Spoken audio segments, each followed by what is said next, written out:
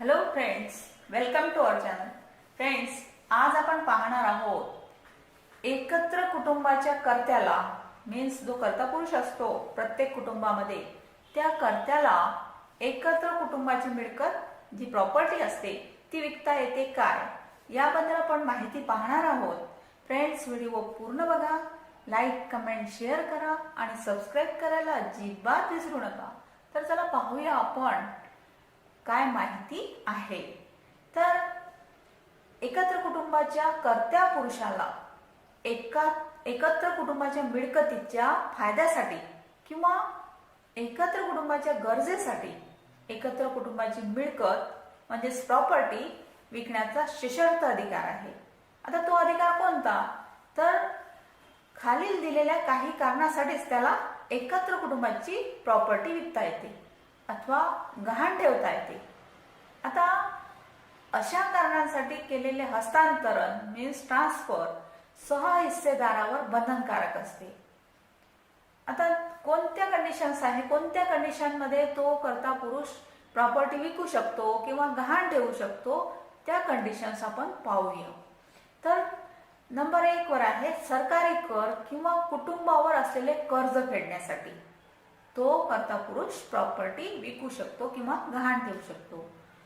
Number 2 सहहिस्सेदार किंवा कुटुंबियांच्या पोटापाण्यासाठी किंवा आजारपणासाठी, जर कुटुंबातील कोणी व्यक्ती आजारी आहे, मोठा आजार झालेला आहे आणि त्या आजारासाठी खूप पैसे लागतात, तर अशा ही रक्कम आपल्याला मिळवण्यासाठी सहकुटुंबातली जी प्रॉपर्टी आहे ती विकू शकतो किंवा गहाण ठेवू शकतो.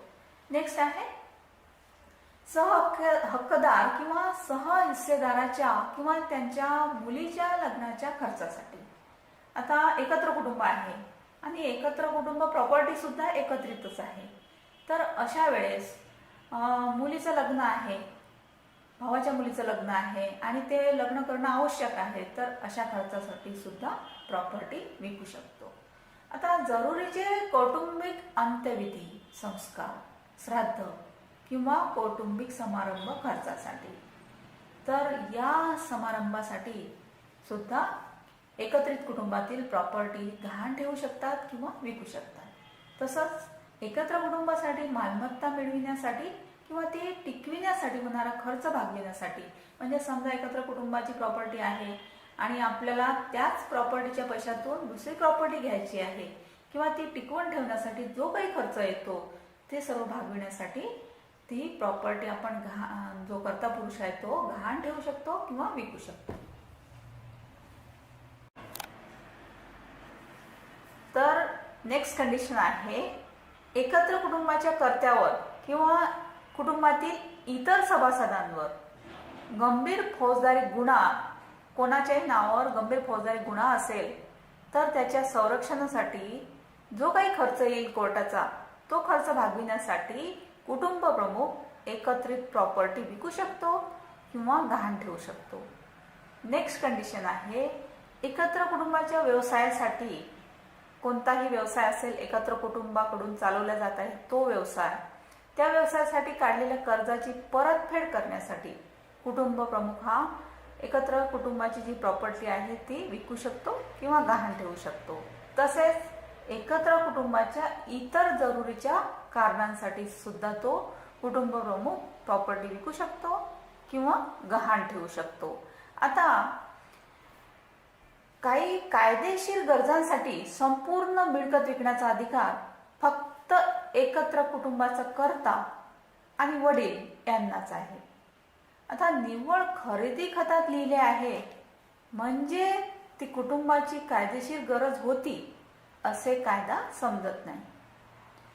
तसेच खरेदीदाराने विक्री कामी एकत्र कुटुंबाची खरोखरची गरज काय आहे याची खातरजमा करणे आवश्यक ठरते. म्हणजे खरोखरच गरज होती का हे पाहणे आवश्यक आहे. तसेच बेकायदेशीर विक्रीबाबत कुटुंबाच्या कोणत्याही सदस्यास कोर्टातून मनाई हुकूम लावता येतो. म्हणजेच बेकायदेशीर विक्री होत आहे, कोणाची संमती नाही, घरातल्या कोणत्याच कुटुंबातील सदस्याची संमती नाही आहे एकत्रित कुटुंबाची प्रॉपर्टी विकताना, तर अशा वेळेस कुटुंबाचा कोणताही सदस्य कोर्टाकडून स्टे मागून त्या प्रॉपर्टीवर मनाई हुकूम लावू शकतो.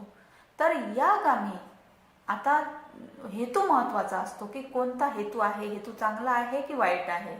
तर वडिलांना विशेषाधिकार असतात.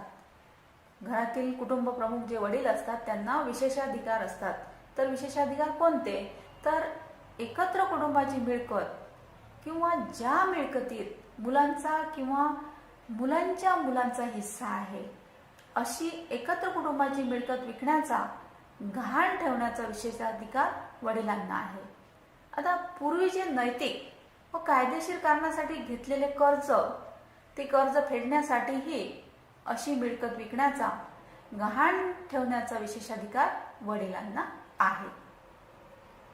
आणि वडिलांनी किंवा एकत्र कुटुंबाच्या कर्त्याने, कुटुंब प्रमुखाने केलेले हस्तांतरण रद्द करणे, म्हणजेच जे काही ट्रान्सफर ऑफ प्रॉपर्टी ॲक्टनुसार कर्त्याने जी काही प्रॉपर्टी ट्रान्सफर केलेली आहे ती रद्द करण्यासाठी काय प्रोव्हिजन आहे ते पाहूया आपण.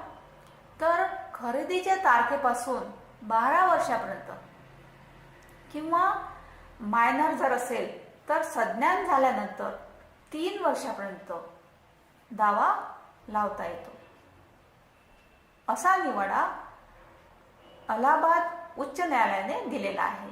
मात्र विक्री हस्तांतरण बेकायदेशीर असा ठराव मागण्यासाठी खरेदीदाराने मालमत्तेचा कब्जा घेतला असेल किंवा त्या प्रॉपर्टीवर पोझेशन घेतला असेल तर लिमिटेशन ॲक्ट 1963 सेक्शन 113 नुसार 3 वर्षाची मुदत आहे. लिमिटेशन 3 इयर्स आहे. आता या दावा लावण्याचा हक्क ज्या तारखेस सुरू होतो तेव्हापासून 3 वर्षाची मुदत आहे.